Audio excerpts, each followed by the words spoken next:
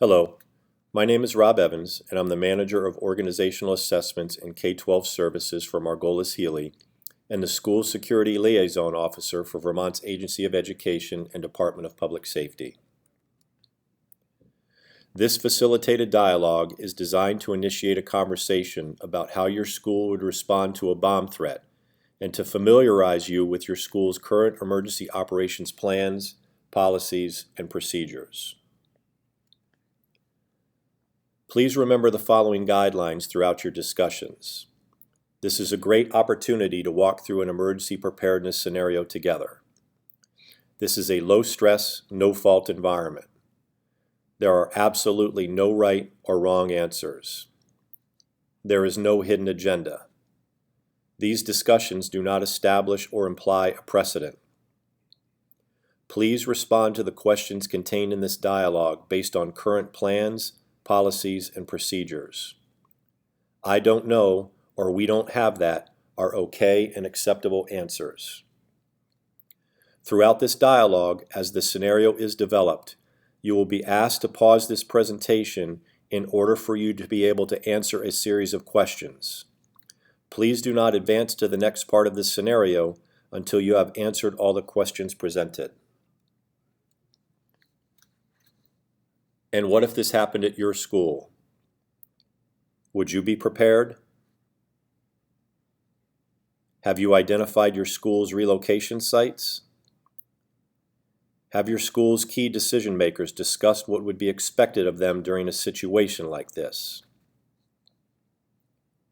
Have you established a good working relationship with your local emergency first responders who may respond to your school to assist?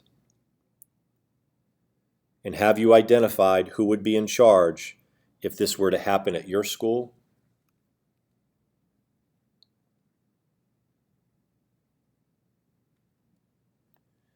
The date is January 5th.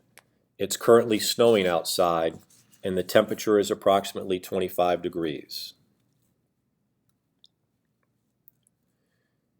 At 11:15 a.m., a student in your school tells one of your teachers and Mr. Anderson that they just found a note in the boys' bathroom that said something about a bomb going off in your school. Mr. Anderson does an inspection of the bathroom where the note was said to be located and finds a handwritten note that says the following: "Leave the building before everyone gets hurt. Boom today in the lunchroom." Mr. Anderson then walks to the main office of the school and tells the principal what he just found. What would the principal do with this information? With whom would he or she share this information? In your current role, what would be the first thing you would do upon learning of this information? How do you know what to do? Is it common sense? Established policy? Did you get guidance from a supervisor? Are any external agencies or people notified? Who is making these notifications and how? Who else is authorized to make these notifications? Is the district office included in the external notifications? What strategies are developed to deal with this situation? Who specifically is involved in developing this strategy? Is there someone within your organization that is specifically identified to handle this situation? Has an incident commander been identified? Please pause the scenario and take the next 10 minutes to discuss these questions, and do not advance to the next slide until your conversations are complete. At 11:30 a.m., while developing your response strategy, you are informed of a suspicious object that is located in the lunchroom. You are told that the object is located in the corner of the lunchroom and appears to be a small package with wires sticking out of it. What actions do you take at this point? What specific procedures are followed by school officials? Does the school currently have any formal agreements, memorandum of understanding, with local first responders or businesses to facilitate and assist in the event of an emergency? What agencies are included in this agreement? What services or resources are agreed upon? If an evacuation of the building is being considered, who makes this decision and how do you make the notifications to your school? What specific plans are currently in place for an evacuation of your school? When were they last updated? Are parents notified of this situation? And if so, who makes this notification and how does it happen? Do you have prescripted parental notification language to use during this situation? If not, who develops this notification language? Would the incident command system be implemented given the situation at this point? Who has been trained in the incident command system? What level of training has been conducted?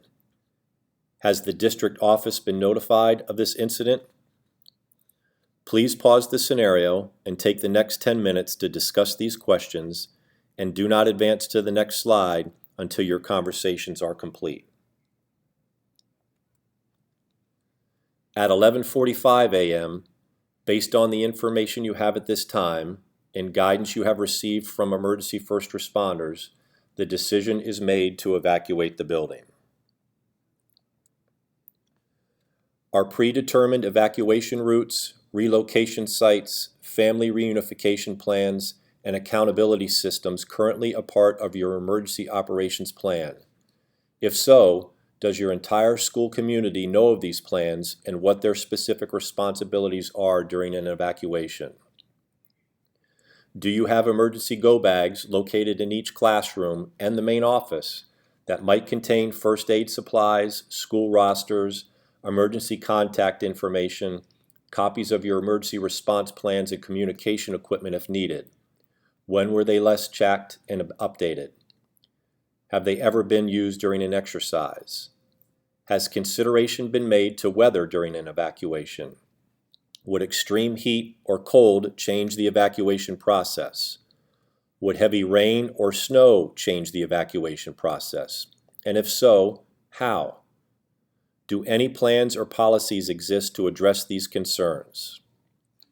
What type of messaging do you send to parents that details your evacuation and reunification plans? Have parents been educated in the past about your emergency response planning efforts, and have they been informed to await instructions from your school during an emergency? Does the district office assist with this communication to parents? And if so, how? How do you plan to coordinate your efforts with emergency first responders to deal with the ongoing situation at your school? Will you establish an emergency operations center? And if so, where will it be located?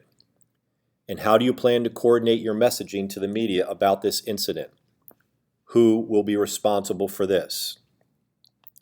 Please pause the scenario and take the next 10 minutes to discuss these questions, and do not advance to the next slide until your conversations are complete. At 3 p.m., all evacuation and reunification operations have been conducted and completed successfully. All children have been successfully linked up with their parents, and school staff has been released for the day. First responders have cleared the school, and the decision has been made that the school is safe to be occupied the following day. What communication is made with the parents about this incident, and how does this take place? Who handles calls from the press, and are press releases coordinated with the district office? What plans, if any, are developed to meet with the faculty and students to inform them of what took place and to calm any concerns they might have about this incident? Please pause the scenario and take the next 10 minutes to discuss these questions, and do not advance to the next slide until your conversations are complete. Some additional considerations to think about. What additional incident command training has been identified for school staff to attend? Does your emergency response plan have a hazard-specific annex that addresses bomb threat issues? Does your school have more than one person trained to use your mass notification system? Do you have a plan for command and control during an emergency if school officials from your school are not present during an emergency? And have first responders been invited to tour your school? And if so, when was the last time? And do first responders participate with school officials during planning activities? Thank you for participating in this training, and if you have any questions or concerns, please don't hesitate to contact me by phone or email.